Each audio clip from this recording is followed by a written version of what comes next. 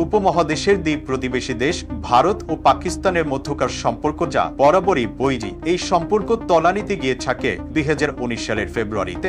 ভারত নিয়ন্ত্রিত কাশ্মীরে পুলওয়ামায় ভারতীয় সেনাদের বহনকারী একটি গাড়িতে পাকিস্তান ভিত্তিক জঙ্গি গোষ্ঠী লস্কর-ই-তৈয়বার হামলার পর থেকে। সেই হামলায় অন্তত ৪০ জন সেনা প্রাণ হারিয়েছিলেন।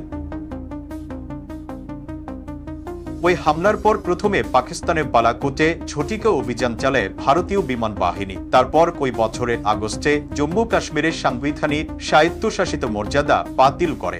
ভারতের কেন্দ্রীয় সরকারের এই পদক্ষেপের তীব্র প্রতিবাদ জানিয়েছিল পাকিস্তান, কিন্তু ভারত তা আমলে না নেয় চরম তিক্ততায় পৌঁছায় দুই দেশের সম্পর্ক। পাকিস্তানে ভারতের কোন মন্ত্রীর সর্বশেষ সফর হয়েছিল ২০১৫ সালে।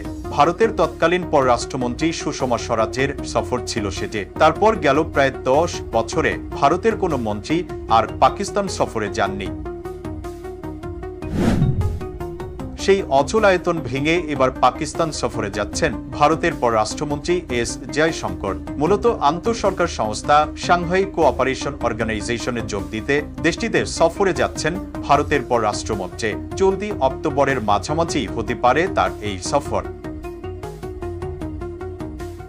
ভারতের পররাষ্ট্র মন্ত্রণালয়ের মুখপাত্র রণধীর জয়সওয়াল শুক্রবার এক সংবাদ সম্মেলনে এই তথ্য জানিয়ে বলেন, আগামী ১৫ ও ১৬ অক্টোবর ইসলামাবাদে এইচটিওর সম্মেলন অনুষ্ঠিত হবে। সেই সম্মেলনে ভারতীয় প্রতিনিধি দলের নেতৃত্ব দিবেন পররাষ্ট্রমন্ত্রী এস জয়শঙ্কর। ভারত পাকিস্তান ছাড়াও এই সংস্থার সদস্যদের তালিকায় রয়েছে রাশিয়া, চীন, কাজাখস্তান, উজবেকিস্তান, কিরগিজস্তান এবং তাজিকিস্তান।